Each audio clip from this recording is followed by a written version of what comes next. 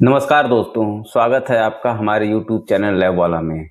दोस्तों, आज हम जानेंगे मोर्थ क्लास 305.2.2.3 के बारे में, जिसमें हम आपको इंग्लिश में दिए गए प्रोनाउंसिएशन को हिंदी में बताने का प्रयास करूंगा। दोस्तों, यदि आप लोगों को हमारा वीडियो पसंद आए तो लाइक, शेयर, कमेंट जरूर करिएगा। दोस्तों, ये मोर्थ क्लास 300 का चौथा एपिसोड है। दोस्तों, सबसे पहले हम जानेंगे क्लास 305.2.2.3 फ्लाई एश के बारे में। इसको देखते हैं इंग्लिश में क्या कहता है। Use of fly ash shall confirm to the ministry of environment and forest guidelines. Where fly ash is used, the embankment construction shall confirm to the physical and chemical properties and requirement of IRC SP 38/2001 guideline for use of fly ash in road construction. The term fly ash shall cover all types of coal ash such as pond ash, bottom ash or mound ash. इसका हिंदी में मतलब होता है fly ash का उपयोग ministry of environment and forest की guideline के अनुसार किया जाएगा। जहां भी फ्लाई एश का उपयोग किया जा रहा है वहां एम्बैंकमेंट कंस्ट्रक्शन को IRC SP 38/2001 guidelines for use of fly ash in road construction में दिए गए फिजिकल और केमिकल प्रॉपर्टीज के अनुसार होना चाहिए। फ्लाई एश शब्द में सभी प्रकार की कोल एश शामिल होती है, जैसे पॉन्ड एश, बॉटम एश या माउंड एश। अब हम जानेंगे embankment constructed out of fly ash shall be properly designated to ensure stability and protection against erosion in accordance with IRC guidelines. A suitable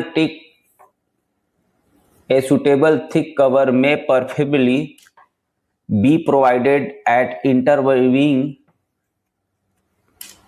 A suitable thick cover may preferably be provided at intervening layers of pond ash for this purpose. A thick soil cover shall bind the edge of the embankment to protect it against erosion.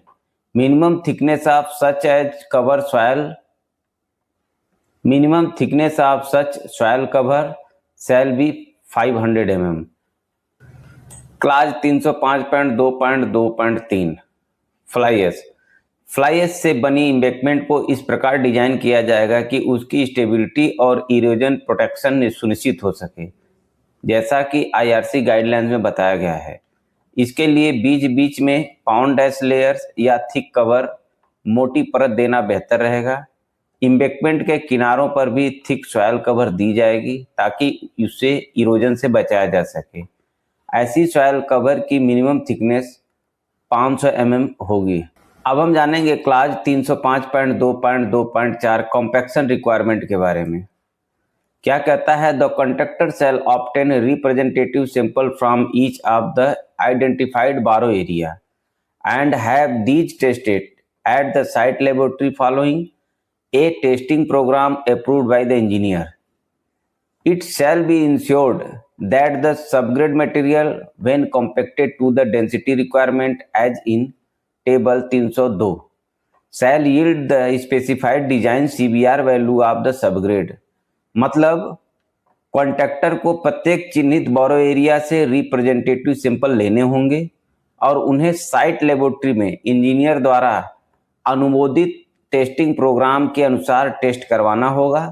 यह सुनिश्चित किया जाएगा कि जब subgrade material को table 302 में दिए गए डेंसिटी रिक्वायरमेंट के अनुसार कॉम्पैक्ट किया जाए तो वह सबग्रेड के लिए निर्दिष्ट डिजाइन CBR वैल्यू प्रदान करे।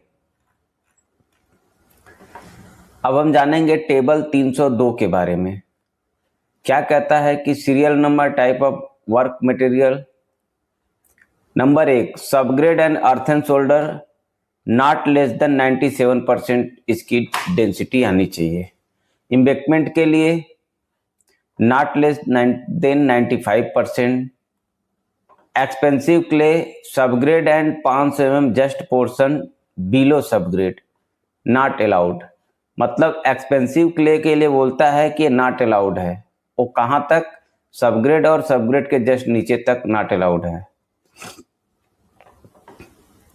Expensive clay remaining portion of embankment 90 से 95% उसकी डेंसिटी होनी चाहिए। इसको हिंदी में क्या कहता है, सबग्रेड और अर्थन शोल्डर 97% से कम नहीं, इम्बेकमेंट 95% से कम नहीं, एक्सपेंसिव क्ले सबग्रेड और उसके नीचे 500 mm हिस्सा में अनुमति नहीं है कि एक्सपेंसिव क्ले हो इसमें।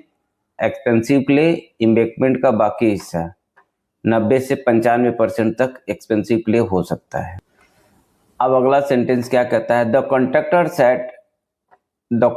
शैल at least 7 working days before commencement of compaction submit the following to the engineer for approval, the value of maximum dry density and optimum moisture content OMC obtained in accordance with IS 2720 part 8 for each type of fill material. Instead to be used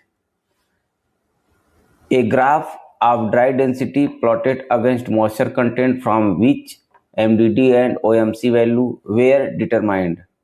The maximum dry density and optimum moisture content approved by the engineer shall from the basis of the compaction.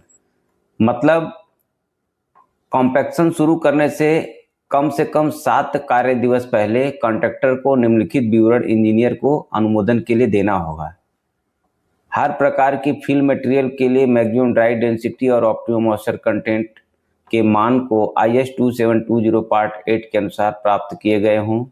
Dry density बनाम moisture content का एक graph जिससे MDD और OMC के मान निर्धारित किए गए हों। इंजीनियर द्वारा अनुमोदित MDD और OMC के मान कॉम्पैक्शन वर्क का आधार होंगे। तो दोस्तों ये रहा क्लास 305.2.2.3 फ्लाई एश से लेकर के क्लास 305.2.2.4 तक कॉम्पैक्शन रिक्वायरमेंट तक। दोस्तों यदि आपको हमारा ये वीडियो पसंद आया हो तो लाइक शेयर कमेंट जरूर करें, और हाँ दोस्तों कमेंट बॉक्स में ये ज़रूर लिखें कि अगला वीडियो हम किस एपिसोड पर बनाएं। तो दोस्तों चलिए मिलते हैं अगले एपिसोड में, तब तक के लिए जय हिंद जय इंजीनियरिंग।